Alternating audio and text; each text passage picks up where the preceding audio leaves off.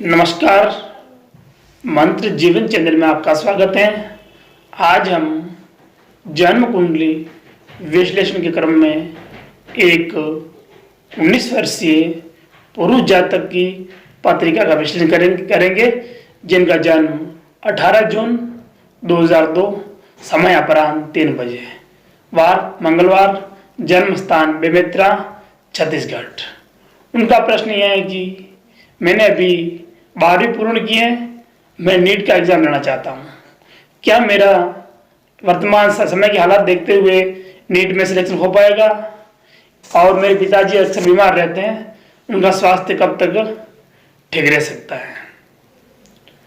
सर्वप्रथम देखते हैं कि जन्म पत्रिका कौन से लग्न की है। लग्न की बात करें तो लग्न में 7 नंबर की राशि हैं जो तुला राशि है। ये एक शुभ ग्रह की राशि होकर शीर्षोदय राशि है। साथ ही इस ग्रह के स्वामी शुक्र हैं। शुक्र लग्न से 10वें भाव में, 10वें भाव में चंद्रमा की राशि में स्थित है, अर्थात लग्नेश की स्थिति अच्छी है। अब हम देखते हैं कि लग्न पर कौन से ग्रह का प्रभाव है, अर्थात दृष्टि युक्ति क्या है। देखते हैं 1 2 3 4 5 6 7 8 9 10 लग्न पर किसी भी शुभ या अशुभ ग्रह की दृष्टि नहीं है। 1 2 3 4 5 अर्थात गुरु की 5वीं दृष्टि है, अर्थात जातक की धार्मिक कार्यों में रुचि रहेगी और जातक बड़े बुजुर्गों की सेवा करने वाला, साथ ही आज्ञाकारी होगा। भावेश की बात करें, भावेश लग्न से 10वें भाव में, चंद्रमा की राशि में यह 4 नंबर की कर्क राशि है। यह एक पृष्ठोदय राशि है और यह सौम्य राशि है। सौम्य राशि है और ये ग्रह शुक्र जो सौम्य ग्रह हैं, अर्थात दोनों का सामंजस्य सही है। देखते हैं शुक्र पर कौन से ग्रह की दृष्टि है। 1 2 3 4 5 6 7 8 9 10 अर्थात शुक्र पर केवल एक केतु की 9वीं दृष्टि है, अर्थात शुक्र बलवान है। अब हम कारक की स्थिति देखते हैं, कारक की कंडीशन क्या है। लग्न के कारक सूर्य है जो लग्न से 9वें भाव में गए हैं, गुरु और मंगल के साथ। यदि ग्रहों की बात करें तो नैसर्गिक रूप से सूर्य, गुरु और मंगल तीनों मित्र होकर 9वें भाव में विराजित हैं, अर्थात जातक का भाग्य भाव बलवान है। यदि हम तात्कालिक रूप से बात करें कि सूर्य तो एकादश भाव स्वामी जो ठीक है, और गुरु तीसरे और छठे भाव के स्वामी है, और मंगल की बात करें तो मंगल इस पत्रिका में दूसरे और 7वें भाव के स्वामी है, अर्थात मंगल केंद्र के स्वामी हैं, अर्थात 9वां भाव बलवान है। साथ सूर्य को भी हम बलवान कहेंगे, अर्थात जातक का स्वास्थ्य ठीक है। अब हम देखते हैं कि चंद्रमा की स्थिति में है। चंद्रमा कन्या राशि में है, अर्थात 6 नंबर की राशि है। यह लग्न से 12वीं राशि है, अर्थात चंद्रमा 12वें भाव में गया हुआ है। और चंद्रमा पर दृष्टि की बात करें तो चंद्रमा 1 2 3 4 5 6 7 8 9 10 चंद्रमा पर 2 अशुभ ग्रह, अर्थात 1 2 3 4 5 मंगल की 4थी दृष्टि और राहु की 5वीं दृष्टि होकर चंद्रमा को पीड़ित किया है, अर्थात चंद्रमा को हम कमजोर कहेंगे। साथ ही 2 अशुभ ग्रह की दृष्टि है और यह 12वें भाव में गया है। अब हम देखते हैं कि लग्नेश कारक और चंद्रमा की स्थिति नवमास पत्रिका में क्या है। नवमास पत्रिका की बात करें तो नवमास पत्रिका का लग्न जन्म पत्रिका के 4थे भाव अर्थात कर्क राशि का लग्न है। इस लग्न की बात करें तो लग्नेश 8वें भाव में गए हैं और अपनी शत्रु राशि में गए हैं, राहु और केतु के अक्ष में है, अर्थात नवमास में थोड़ा लग्न थोड़ा कमजोर हुआ है। साथ ही देखते हैं हम अब 7 नंबर की राशि में शुक्र और सूर्य एक साथ युद्ध हैं, अर्थात शुक्र की कंडीशन यहाँ भी ठीक कहेंगे हम। यदि हम चंद्रमा की बात करें तो चंद्रमा इस पत्रिका में मंगल के साथ है, क्योंकि D1 अर्थात लग्न पत्रिका में भी चंद्रमा मंगल से प्रभावित था, अर्थात मंगल की चौथी दृष्टि थी।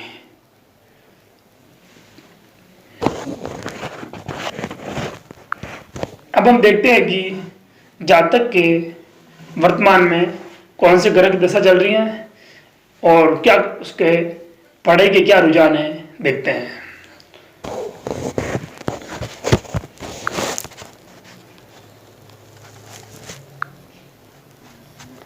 जातक के वर्तमान में राहु की महादशा चल रही है और राहु का अंतर चल रहा है जो 10 जनवरी 2023 तक रहेगा। देखते हैं राहु का अंतर क्या प्रतिफल दे रहा है।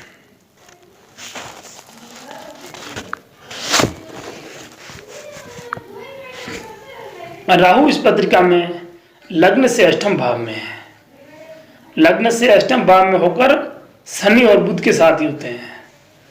शनि एक अशुभ ग्रह है, साथ ही बुध जिस ग्रह के साथ बैठता है वैसा रूप धारण करता है, अर्थात 2 अशुभ ग्रहों के साथ राहु युद्ध है। दृष्टि की बात करें तो 1 2 3 4 5 6 7 8 9 केतु की 1 2 7वीं दृष्टि है, अर्थात हम राहु पर 2 अशुभ ग्रह अर्थात शनि और केतु का प्रभाव होने से इनको हम कमजोर अवस्था में कहेंगे, पीड़ित कहेंगे। आगे बढ़ते हैं। वर्तमान में जातक के क्या परेशानी हो सकती है। जातक लग्न से अष्टम में होने से यह अष्टम की तरफ फल करेगा, अर्थात राहु अष्टम में होने से जातक इस दशा में राहु का अंतर होने से जातक में प्रसन्नता की कमी पाई जाएगी। साथ ही नवम भाव से द्वादश में होने से जातक के पिताजी का स्वास्थ्य कमजोर रह सकता है।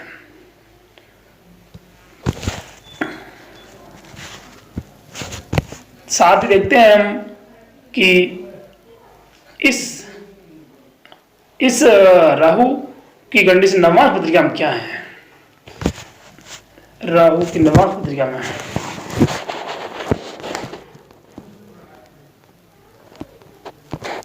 नवमास पत्रिका में बात करें तो राहु यहाँ भी यह लग्न से अष्टम भाव में शनि से युद्ध है, अर्थात हम राहु को कमजोर कहेंगे।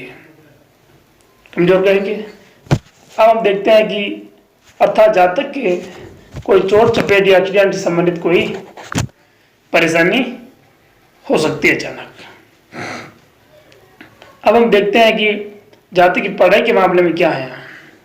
जातक ने 12वीं कर लिया था, चौथे भाव का काम पूर्ण हो गया है। अब हम देखते हैं 5वें भाव से उच्च शिक्षा की बात होती है, अर्थात उच्च शिक्षा के स्वामी अर्थात शनिदेव जो लग्न से अष्टम में राहु के साथ है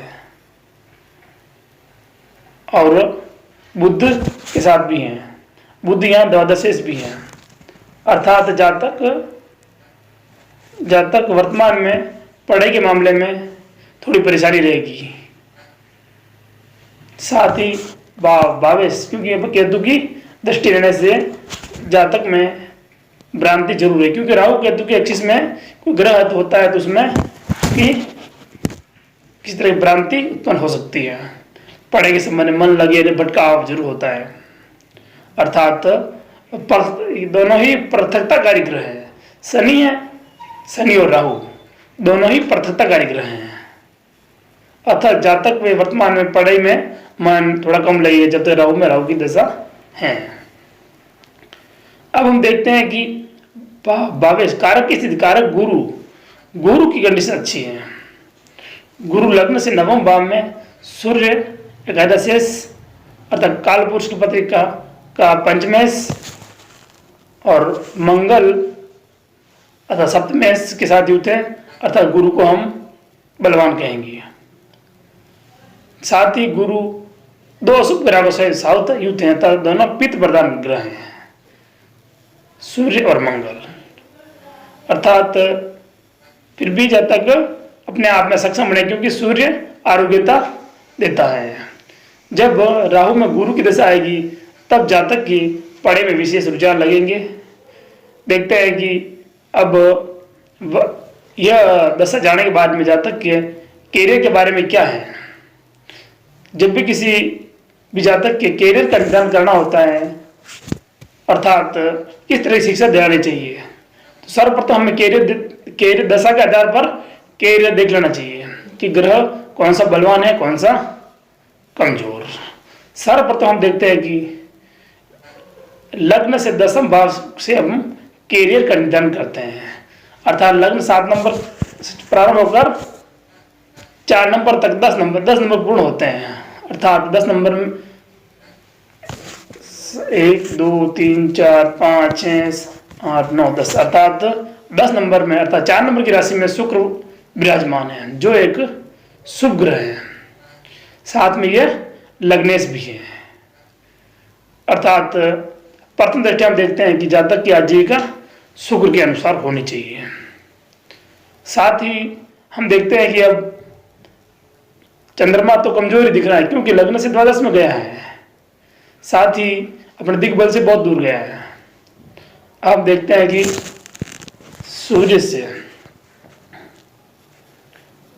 हमने लग्न से देखा 10वें भाव में शुक्र विराजमान दिख रहा है, जो एक इंडिकेट करता है कि आज जातक की आजीविका शुक्र की तरह होनी चाहिए। यदि हम चंद्रमा की बात करें तो 10 नंबर 4 नंबर राशि है जिसके स्वामी चंद्रमा है, किंतु चंद्रमा लग्न से द्वादश में गए हुए हैं, इसलिए हम इनको इंडिकेट ये नहीं करते हैं। अब हम देखते हैं कि सूर्य से दशम देख लेते हैं, क्योंकि सूर्य दिग्बल के पास है, जो सूर्य बलवान कहेंगे सूर्य को हम। अब हम सूर्य से दशम, अर्थात सूर्य से दशम, सूर्य से दशम का मतलब हुआ कि 12 नंबर की राशि के स्वामी गुरु होते हैं, जो सूर्य के साथ ही युक्त है, अर्थात जातक की आजीविका गुरु के अनुसार भी हो सकती है। अर्थात कोई ग्रह नहीं है तो हम देखते हैं कि लग्न से 10वें भाव में जो राशि उसको स्वामी नवमांश में कौन से भाव में गया है, कौन सी राशि में गया है, अर्थात 12 नंबर राशि के स्वामी होते हैं गुरु, नवमांश में कहाँ गए हैं। देखते हैं नवमांश में गुरु लग्न से पंचम अर्थात वृष राशि में गए हैं, अर्थात वृष राशि के स्वामी शुक्र होते हैं, अर्थात यहाँ भी इंडिकेट करता है कि जातक की आजीविका शुक्र की तरह होनी चाहिए, कि गुरु और शुक्र दोनों ही जातक को सपोर्ट कर रहे हैं। अब हम देखते हैं वापस लग्न पंचका में चलते हैं। वापस हम देखते हैं कि चलो ठीक है, गुरु वृष राशि में गए हैं। देखते हैं वृष राशि से हम कौन है, शुक्र वापस लग्न से 10वें भाव में गए हैं, जो सूर्य के साथ युक्त है, अपने स्वग्रह ही है। साथ यह भी इंडिकेट करता है कि जातक की आजीविका शुक्र की तरह होनी चाहिए। अब हम देखते हैं कि लग्न 7 नंबर का था, वापस 7 नंबर ले आते हैं हम। अब हम दशम से दशम अर्थात मंगल, दशम अर्थात 1 नंबर राशि हुई, 1 नंबर राशि के स्वामी मंगल, जो लग्न से 9वें भाव में गुरु और सूर्य साथ युक्त है। यह थोड़ा इंडिकेट करता है कि चलो मंगल की तरफ भी आज आजीविका हो सकती है। आगे बढ़ते हैं हम। शनि का विराजमान है, शनि शुक्र की राशि था वृष राशि में स्थित है, राहु बुध के साथ में। साथ ही शुक्र की बात करें तो शुक्र वही 10वें भाव में है, अर्थात शनि और बुध कर्म और बुद्धि कारक दोनों ही ग्रह वृष राशि में स्थित है, अर्थात जातक की आजीविका शुक्र के अनुसार होनी चाहिए। अब हम देखते हैं कि शनि से दशम 1 2 3 4 5 6 7 8 9 10, अर्थात शनि दशम अर्थात कुंभ राशि आई है। कुंभ राशि के स्वामी होते हैं शनि। वापस वही बात आई कि शनि कहाँ स्थित है, वृष राशि में, अर्थात इस अनुसार जातक की आजीविका शुक्र के अनुसार होनी चाहिए। आगे बढ़ते हैं नवांश पत्रिका में।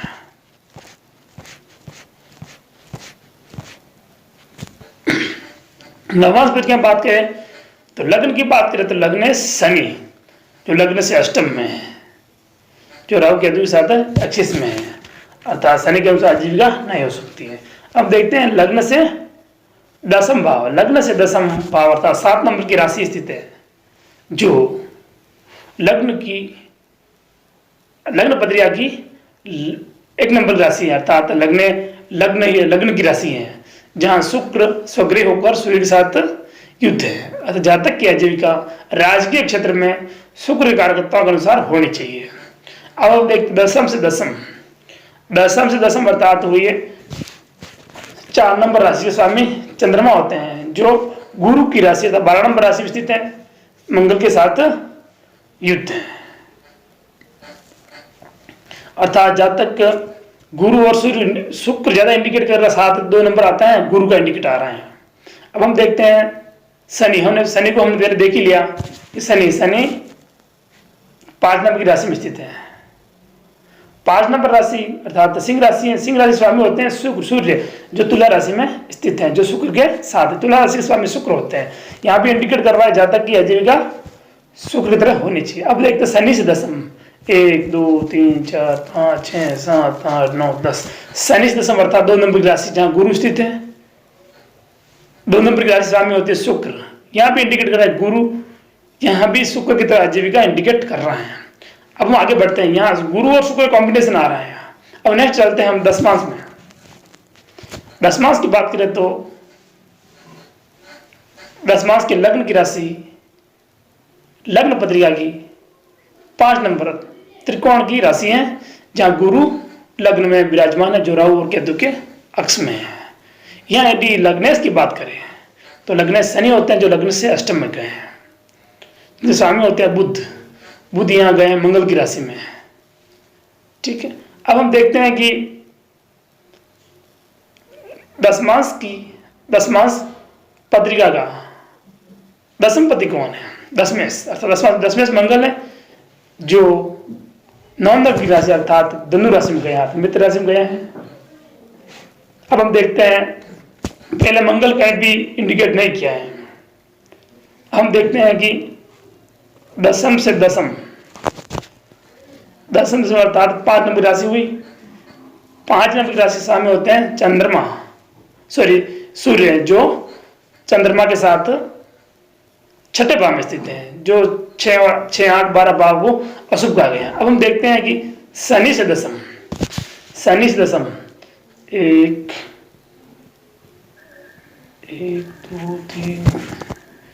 1 2 3 4 5 6 7 8 9 10।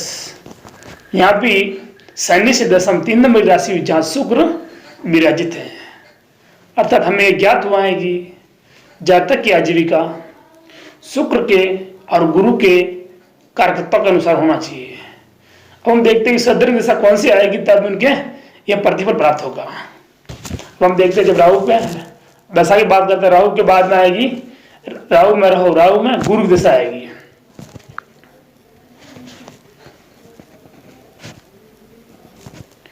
इस पत्रिका में जातक के राहु के बाद जब हमने देखा कि लग्न पत्रिका, दसमांश पत्रिका और नवमांश पत्रिका का अध्ययन किया, उसमें हमने पाया कि जातक की आजीविका शुक्र या गुरु की तरफ होना चाहिए। किंतु इसमें देखते हैं कि जब राहु के बाद जब राहु में गुरु की दशा आएगी, तब जातक विशेष पढ़े करके कि गुरु लग्न से नवम राशि में मंगल और सूर्य के साथ है। अर्थात जातक जब राहु में गुरु की दशा आएगी, तब जातक पूर्ण मनोयोग से अध्ययन करेगा और अपने कैरियर में आगे बढ़ेगा। साथ ही यह मंगल, सूर्य और गुरु होने से जातक संभवतः नीट की परीक्षा पास कर पाएगा। यह परीक्षा 4 जून 2025 तक संभवतः पास कर लेगा। यदि साथ ही साथ जातक एक युग और बन रहा है कि वह सिविल सर्विसेज की तैयारी करके अपने कैरियर में सुनहरा भविष्य बना सकता है। इसलिए देखा हमने आज, यदि आप भी यदि जन्म कुंडली का विश्लेषण कराना चाहते हो तो वीडियो के डिस्क्रिप्शन में नंबर दिए गए हैं, संपर्क कर सकते हैं। साथ ही सर्वप्रथम हमारे वीडियो को वीडियो को लाइक करें और चैनल को सब्सक्राइब जरूर करें। यदि आप विश्लेषण करवाना चाहते हो तो कमेंट बॉक्स में अपनी जन्म तारीख और अपना प्रश्न जरूर लिखिए, जिसके कारण आपको अपना करियर का मार्गदर्शन मिल सके। आज इतना ही, धन्यवाद।